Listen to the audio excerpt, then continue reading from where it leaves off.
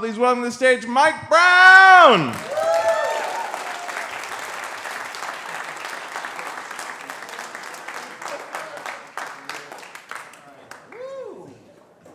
Wow, this is different. This feels risky. This is gonna be fun. I do stand-up comedy, so like this is weird to have people just sitting down patiently waiting for me to talk. You know what I mean? Like it's different. Oh boy. All right. So how do we? Okay, let's just. Thank you. Whoever said you can do it.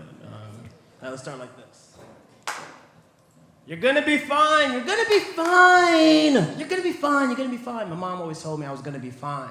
She told me this in 1995 when she told me I was gonna be moving with my dad in Harlem. You're gonna be fine. I was like, I am not gonna be fine with this at all. I didn't really know my dad at that point. Like I knew he existed. I knew I would see him like maybe on Christmas or Thanksgiving or like my birthday, but like I didn't really know him. And I was gonna be moving in with him and his new wife, you know. Also, as I tell this story, just remember, I'm not like this guy in the story. This is 1995, I was like this big. You know what I'm saying? I was this big. I wasn't at Yo Mike Brown on your social medias, you know what I mean? I was just this big in Harlem. And comparatively, my dad was like infinity big. He was the biggest person I've ever seen in my life. Just like, and kind of built wide too, like a football player, you know what I mean? Not like he wasn't like on the Giants, but he would have been like on the practice squad. You know, like that kind of muscles or whatever. And my stepmother is probably around like 10, 11 years older than me, you know? So I kind of saw eye to eye with my stepmother a lot because, you know, we both were so much younger than my father. And,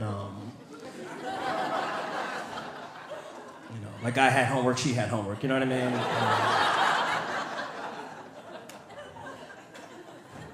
It's a weird time. It was rough. But I moved in, and it was really weird. I knew my dad didn't like me, you know. He never said he didn't like me. He would just say like little things that he didn't like that I did, and I interpreted that as he didn't like me. And it was like really the most small, insequential shit. Like, he said that I would sweep the house wrong.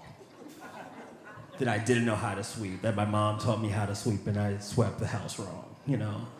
My dad, when he sweeps, he uses a broom. He just sweeps with a broom. When I would sweep, I would sweep with a broom and sing Whitney Houston, I'm Every Woman. That's what I would do. And just, I'm every woman. Just clean up the house. Didn't like that. Also, if I didn't mention this before, my dad is Jamaican, born in Jamaica.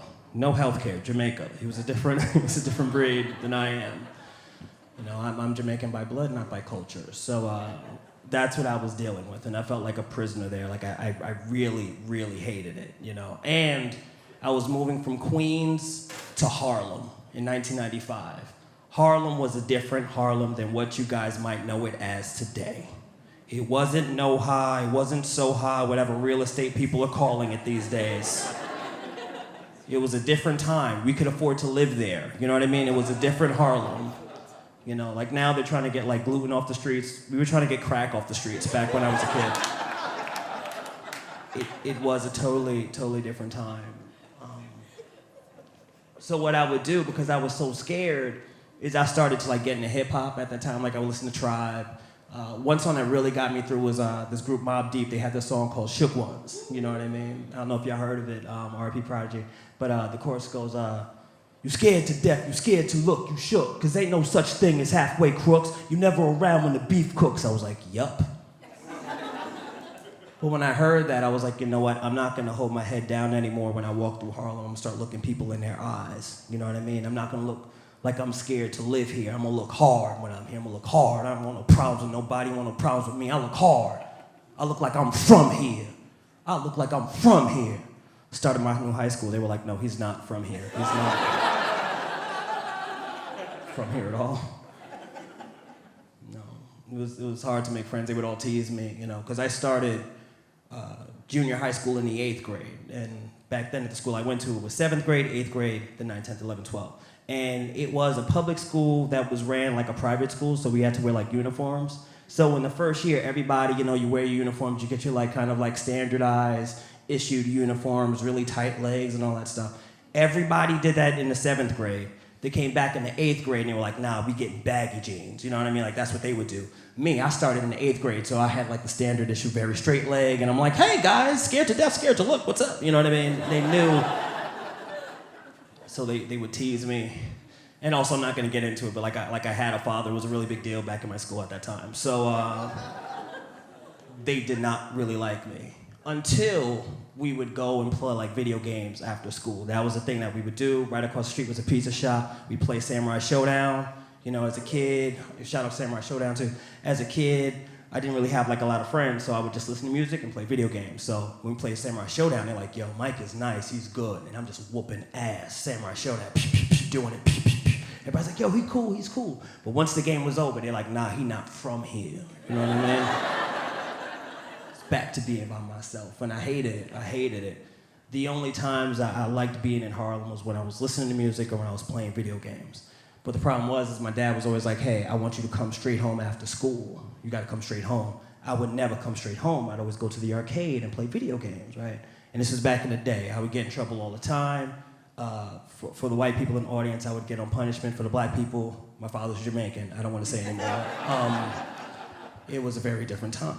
So I remember I just hated it, and I kept calling my mom. I'm like, Mom, I don't want to be here anymore. Can I just come back to Queens? And she's like, you're gonna be fine. You're gonna be fine. I'm like, I want to go back home. She's like, no, you're gonna be fine. And it was a weird thing to me because my mom had got remarried to this new dude, and I knew that I was no longer the man of the house as she got remarried and I wasn't there anymore. And now like I'm in this new space with my dad and his younger wife. I'm like, I don't know. Like I just hate this shit. But I just like, I would grin and bear it and just keep going to school and dealing with everything.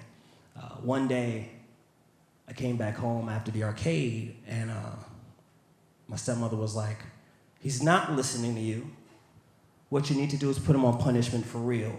We're gonna take away his video games, we're gonna take away his music. 3 months, nothing. And I was like, oh my God, this is the worst thing to happen to me ever. And I felt so alone, I got really depressed, and I was like, you know what? I'm gonna kill myself. This is it.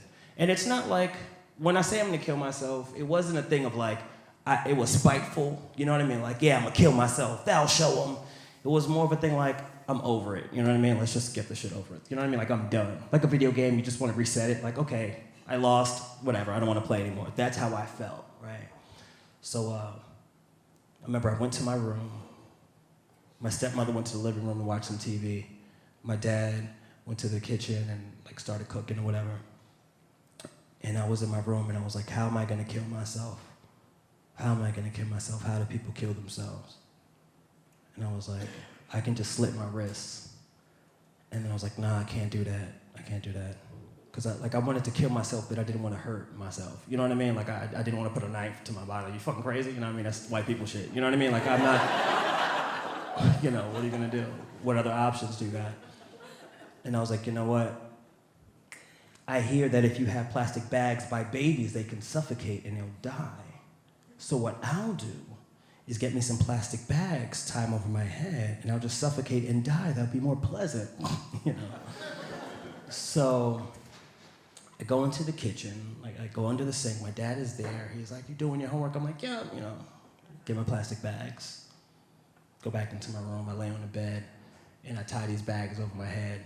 And I'm just kind of laying there on the bed with these bags over my head, and I'm just like thinking, I really have like that time to myself. I'm like, what got me to this place? Why am I here? Do I really want to do this? Like, is there something else I can be doing? Is tomorrow going to be better? I don't know. I don't know if I want to do this. Am I scared to death? Am I shook? Am I a halfway crook? You know what I mean? Like, I'm asking myself these questions. And I said, you know what? I can't do it. I can't do this. So I take plastic bags off my head and I sneak into the office and get the phone. And at this time, I don't know if there were like hotlines for suicidal people in 1995. I don't know. I didn't have the TV use at that time, so I didn't see the commercials. What I did was I called 911. Called 911. And I'm on the phone with them. Hey, hello. Hey, 911, how you doing? Yeah, hey, my name is Mike, and I kind of want to kill myself, but I'm not really sure. Can I just talk to you for a little bit, you know? And at this point, I'm on the phone with this woman, and I know the gravity of what I'm saying, you know what I mean? Because that is a lot. Like, if you work in a 911 operator, you might have just got off break. You're not ready to deal with this type of shit, you know what I mean? That's how I feel. So she says, Mike, that's your name, Mike? Okay, just hold on. We're gonna transfer you to a different line, and we're gonna talk, okay? I'm like, okay, cool, you know. If you don't wanna talk, it's cool, you know, I'll call another time. And she's like, no, we're gonna talk, just chill for that, you know. So, I forget what she said to me, but she said enough to make me say, you know what, I'll stay around, I'll stick around.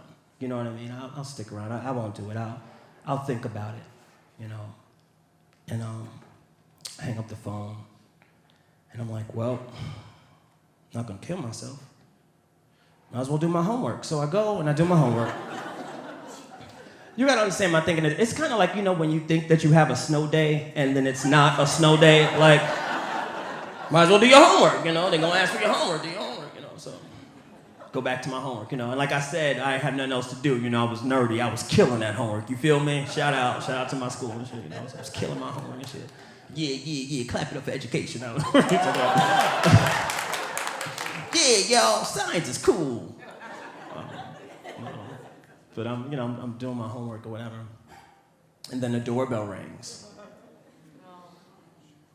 And my stepmother is like, you know, you have company coming over? And my dad's like, no. And so he goes and gets the door because, he's Jamaican. He doesn't want, anything to be happening at his door because he doesn't know what's going on. So he gets the door. And I just hear these, like, deep male voices. And my dad's like, Mike, come here for a minute. So I go to meet him at the door. Through the corner of my eye, there's like flashing blue and red lights coming through the window. And I get to the door, and there's a police officer there.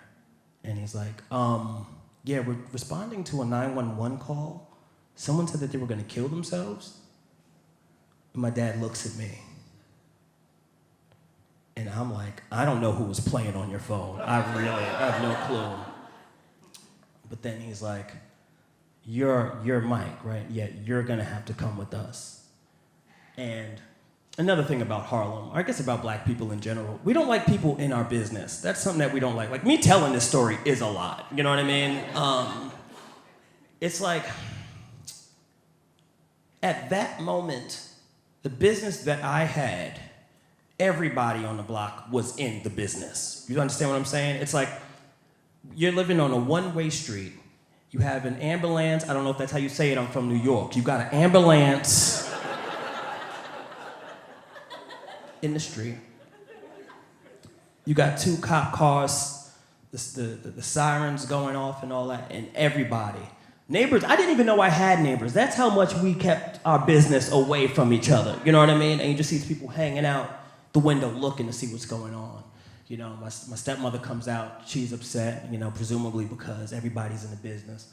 My dad is a little upset for the same reason everybody's in the business. And we sit in the ambulance, and it's a quiet ride. Silence. This is how it felt in the ambulance. We get to the hospital.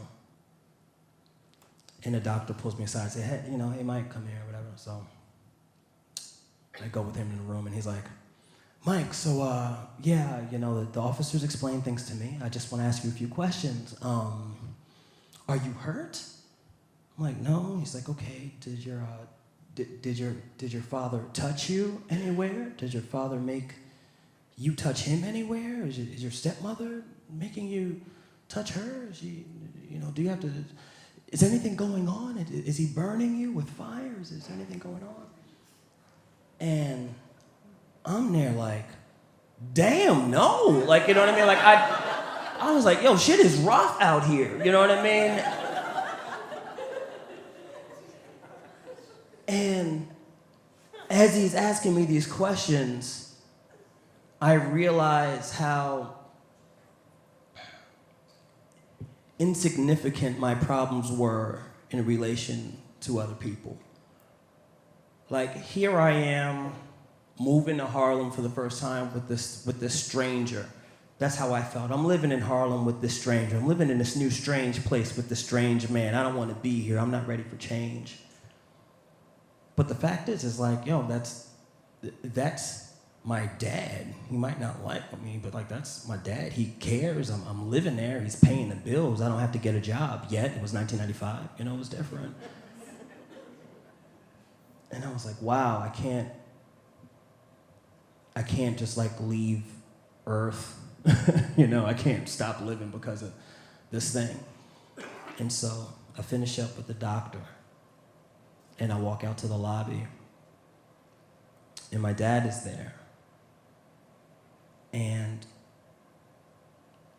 I can tell by his face that he spoke with the cops. The cops probably filled him in on the whole 911 call and everything that happened. And I don't know if his face read shame or fear, but I know it wasn't disappointment. And I saw him for the first time start to cry. Let me take that back. He wasn't crying, you know, he was a gangster. What he did was, the tear ducts were getting ready. You know what I mean? They were on standby. You know what I mean? They wasn't crying, but they were ready to go. Anyone saw this? And before I could say anything, he just, put his arms around me and just hugged me just real tight. Tighter than he's like ever hugged me before. And it was like, Mike, are you gonna be okay? And I was like, for the first time since moving there, I was able to tell him like to his face, like, Dad, I'm gonna be fine. I'm gonna be fine. That's it, thank you.